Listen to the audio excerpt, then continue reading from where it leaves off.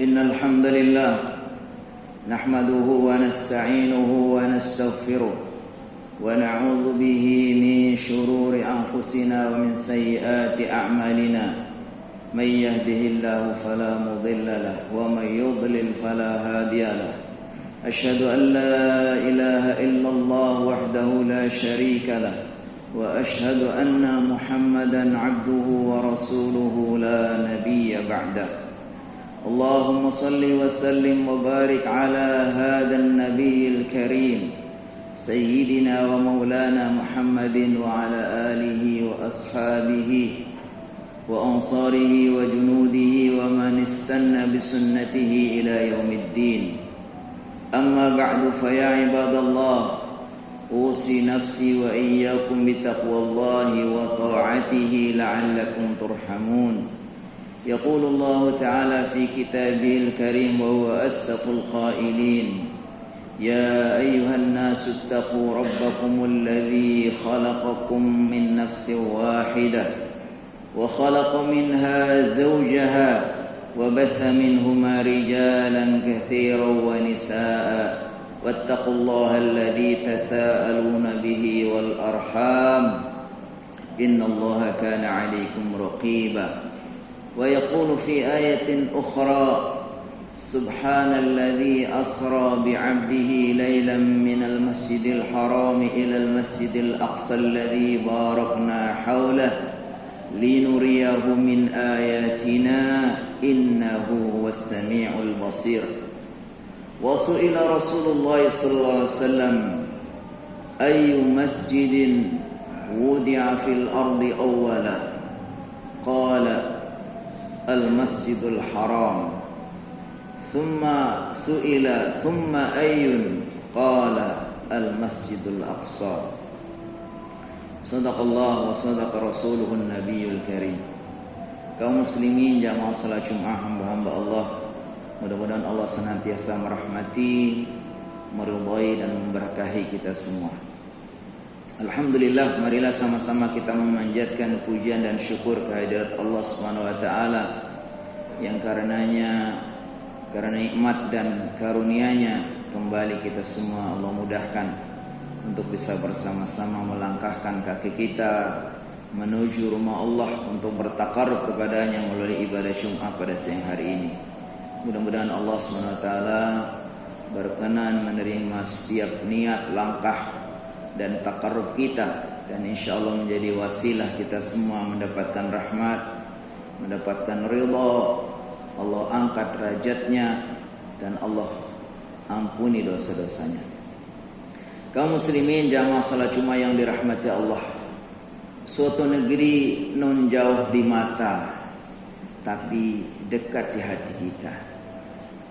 Negeri Palestina yang sampai sekarang kurang lebih ada 20% negara-negara yang belum mengakui kemerdekaannya. Sudah 80% mengakui, tapi sayang yang 20% ini negara-negara yang orang menyebutnya yang kuat-kuat, sehingga sampai sekarang belum secara utuh sebagai sebuah negara yang merdeka. Bagi kita umat Islam, bukan secara emosional saja kita punya hubungan, karena dulu ketika bangsa kita memproklamirkan kemerdekaannya pun ada utusan dari mereka yang mendukung kemerdekaan kita, sehingga kita punya hubungan secara emosional sebagai sesama bangsa yang dulunya pernah dijajah. Tetapi lebih dari itu, secara spiritual kita begitu dekat dengan negara Palestina, karena ini negara yang diberkahi, negara para nabi, di mana di situ ada Masjidil Aqsa, masjid tertua kedua.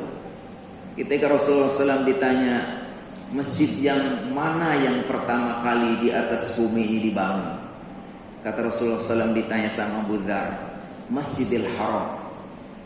Lalu Abu Dzar bertanya lagi, kemudian masjid mana wahai Rasulullah SAW? Al-Masjidil Aqsa. Yang itu adanya di bumi Palestina. Dan ini juga sekaligus sebagai kiblat pertama umat Islam. Sebelum Rasulullah SAW dan para sahabat disuruh menghadap Masjidil Haram, menghadap Ka'bah sekarang ini, sebelum ada perintah fawalli wajhaka syatral Masjidil Haram, maka kiblat umat Islam saat itu adalah ke Masjidil Aqsa. Sehingga sungguh kita mempunyai kedekatan secara emosional dan juga secara spiritual.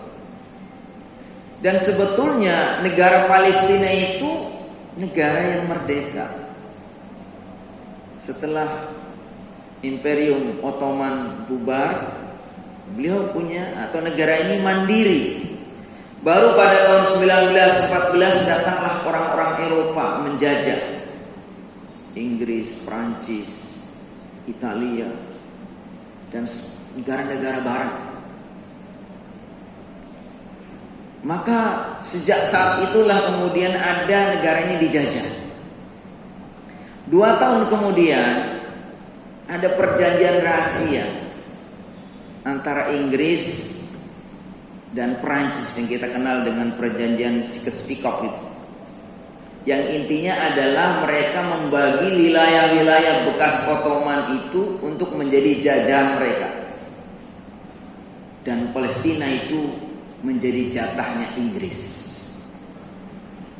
Dijajah sama Inggris. 1 tahun kemudian Menlu Inggris ini membuat surat yang terdiri dari 67 kata yang kita kenal dengan surat apa?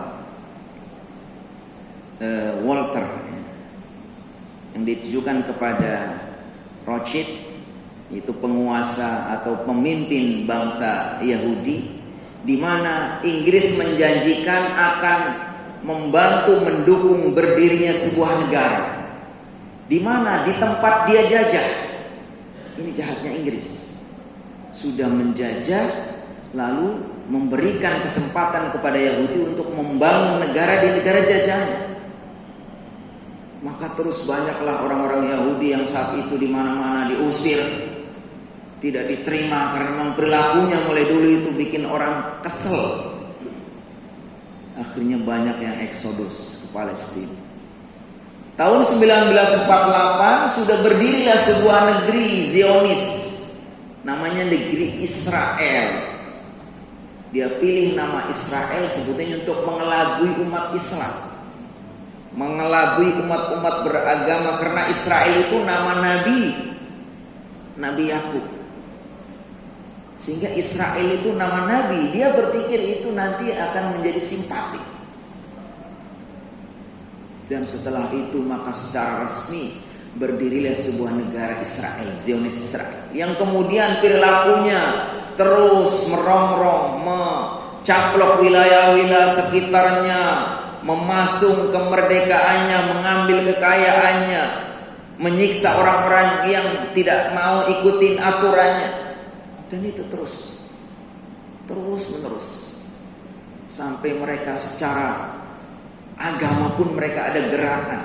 Tahun 1967 Menteri Agama Yahudi itu memerintahkan, mengomando untuk menggali bawah Masjidil Aqsa yang mereka dengan alasan di situ ada Haikal Sulaiman.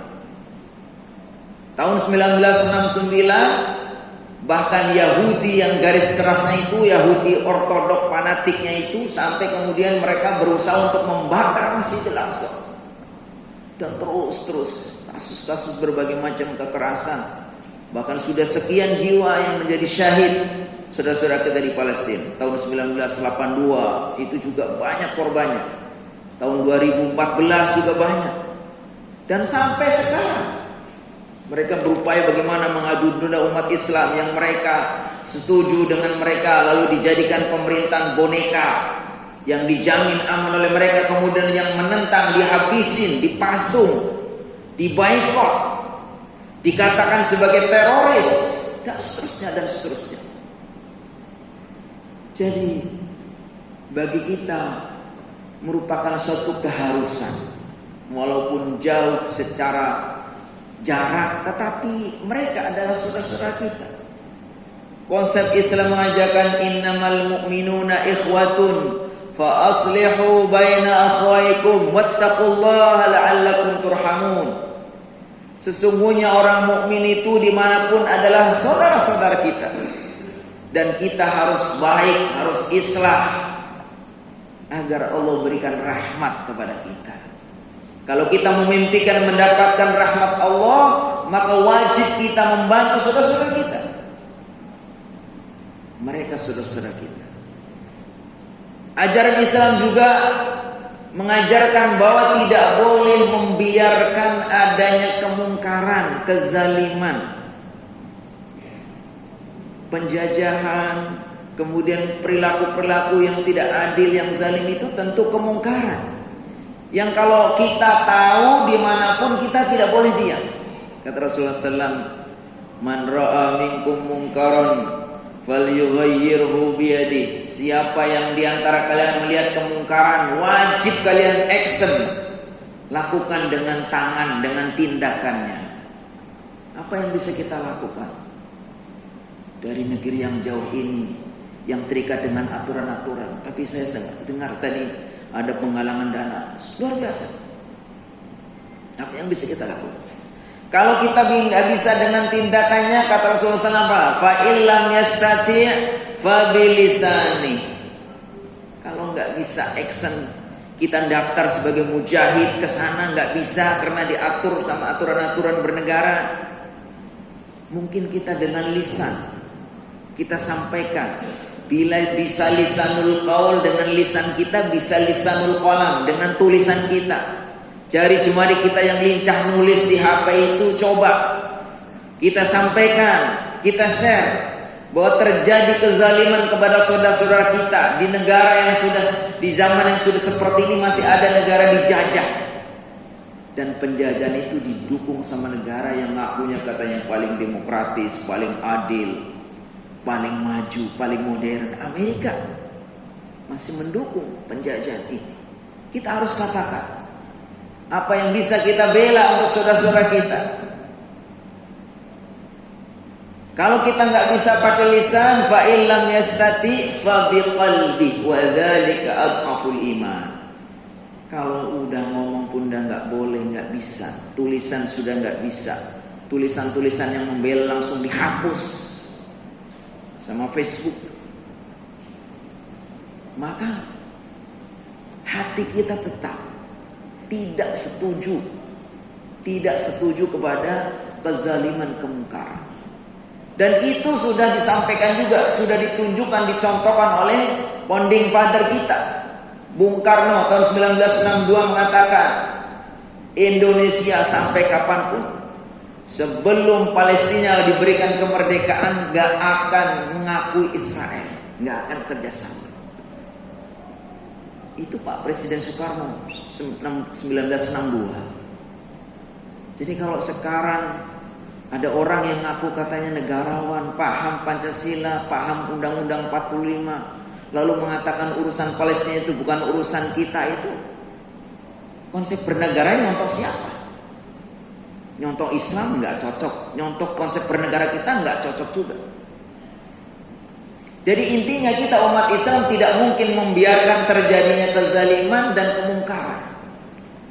Kata Allah SWT, inni haramtu zulma ala nafsi faja'altuhu bainakum muharraman fala tadzalamu. Allah dalam hadis qudsi mengatakan, saya haramkan berbuat zalim untuk diri saya, dan saya jadikan kezaliman itu juga haram untuk umat. Untuk kita nggak boleh berbuat zalim. Kalau kita melihat ada kezaliman, wajib kita melakukan apa yang bisa. Kemudian kenapa juga kita harus bela Palestina? Di samping memang terjadi kezaliman, ini akan lebih wajib lagi karena yang mendapat kemungkaran, yang jadi korban kezaliman dan kemungkaran itu adalah saudara-saudara kita. Seandainya bukan saudara pun kita, bukan orang muslim pun nggak boleh itu terjadi kezaliman. Cukuplah kita sebagai manusia itu tidak membiarkan kezaliman. Gak usah jadi muslim. Kalau jadi muslim itu wajib. Manusia pun nggak boleh karena punya rasa kemanusiaannya. Jadi ketika yang jadi korban kezaliman dan kemungkaran itu saudara-saudara kita, maka kita lebih wajib lagi untuk peduli. Kata Rasulullah SAW, al-mu'minu ma'al mu'mini yashuddu ba'dhum ba'dha. Orang mukmin yang satu dengan yang itu saling mendukung. Dalam hadis lain dikatakan apa? Mathalul mu'minina fi tawadihim wa tarhumihim wa ta'atufihim kamasalil jasadil wahid. Idza ishtaka minhu 'udwun tada'a sa'irul jasadi bis-sahri wal humma.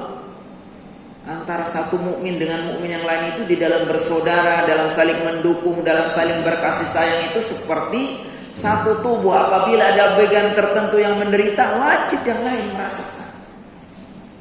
Sehingga kita harus peduli.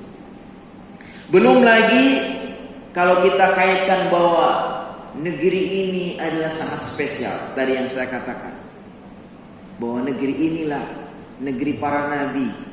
Allah bangun di dalamnya Masjidil Aqsa yang menjadi kiblat pertama dan masjid tertua kedua di atas bumi ini. Rasulullah SAW melakukan Mi'raj dari Masjidil Haram, Isra ke Masjidil Aqsa, kemudian dari Masjidil Aqsa ke Sidratul Muntaha melakukan Mi'raj. Sehingga tidak mungkin kita kemudian mengatakan itu bukan urusan kita, kecuali kita sudah bukan lagi manusia. Berarti kita nggak perlu urus-urus itu. Tetapi selagi kita manusia, apalagi umat muslim, maka wajib kita untuk peduli melakukan apa yang bisa kita lakukan untuk saudara-saudara kita.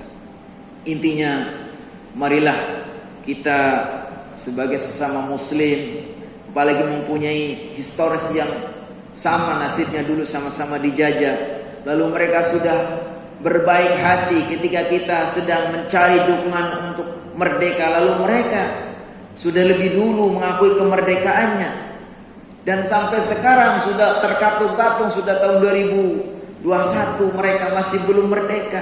Apa kita sampai hati? Saya heran kalau orang ngaku sebagai manusia, apalagi muslim, lalu ada orang yang dibantai seperti anak-anak yang jadi korban, kemudian dia mengatakan itu bukan urusan kita.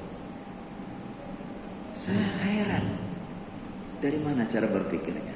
Mudah-mudahan ini mengingatkan kita akan pentingnya kita membangun ukhuwah persaudaraan kita, karena sesama mukmin dimanapun berada mereka adalah saudara-saudara kita. Barakallahu li wa lakum fil Qur'anil azim wa nafa'ani wa iyyakum bima fihi minal ayati wa dzikril hakim. Fataqabbal minni wa minkum tilawatah innahu huwas samiul alim.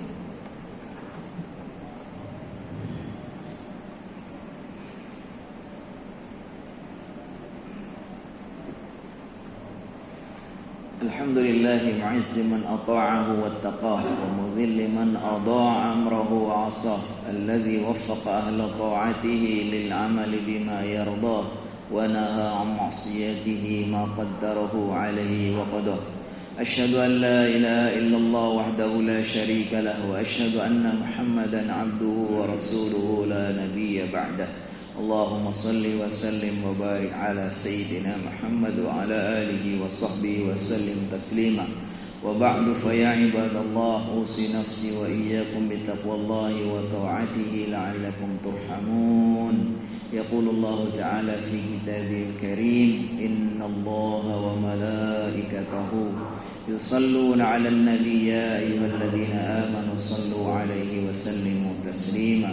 اللهم صل على محمد عبدك ونبيك ورسولك النبي الأمي وعلى آله وصحبه وسلم تسليما عدد ما أحاط به علمك وخط به قلمك وأحصاه كتابك. ورضى اللهم عن ساداتنا أبي بكر وعمر وعثمان وعلي وعن الصحابة أجمعين وعن التابعين وتابعيهم بإحسان إلى يوم الدين.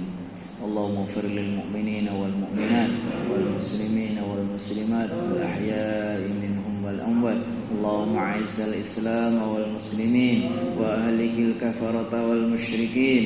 اللهم دمر أعداءك أعداء الدين. اللهم اجمع كلمة المسلمين على الحق يا رب العالمين.